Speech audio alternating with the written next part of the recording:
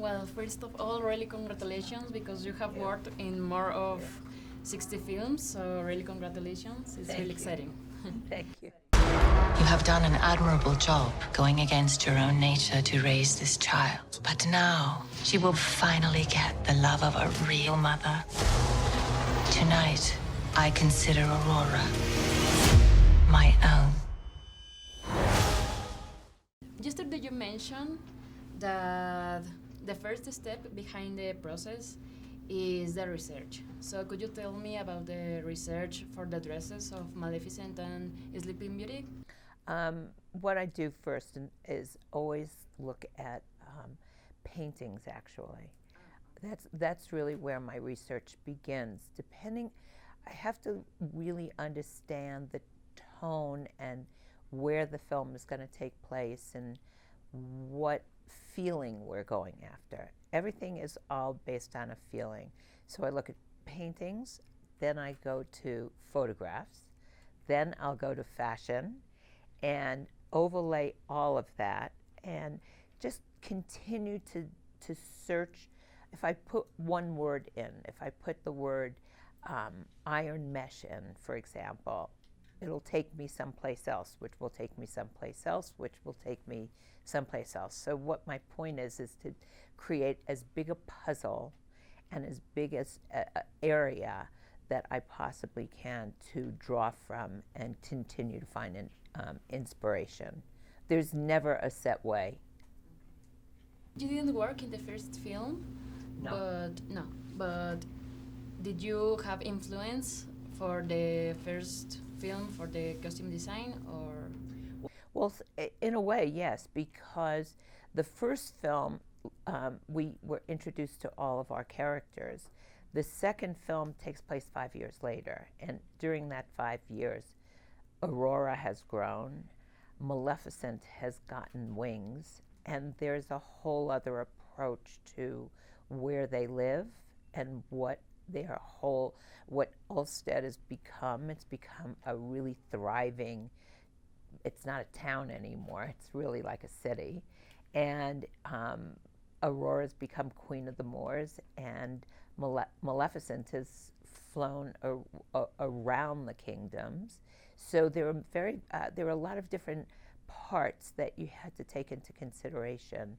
But when we meet Maleficent, what I made point to do is make an easy transition from the last film to how we introduce her in the second film. Will you marry me? Yes.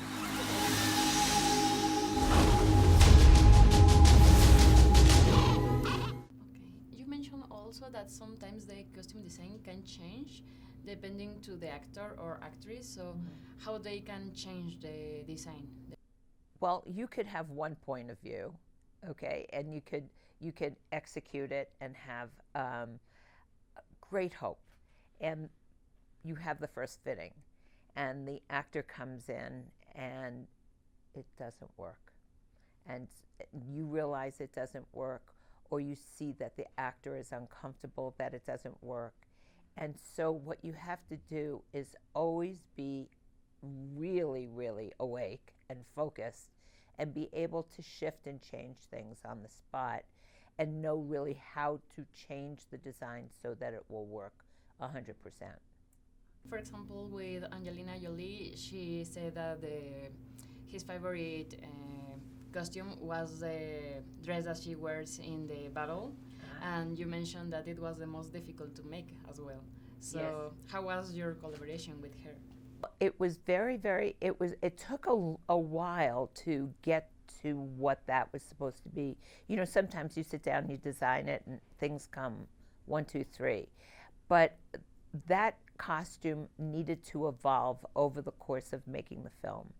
And once Angelina became aware of her origin and where she was from, and we spent some time with her in the dark phase home, things change for Angelina.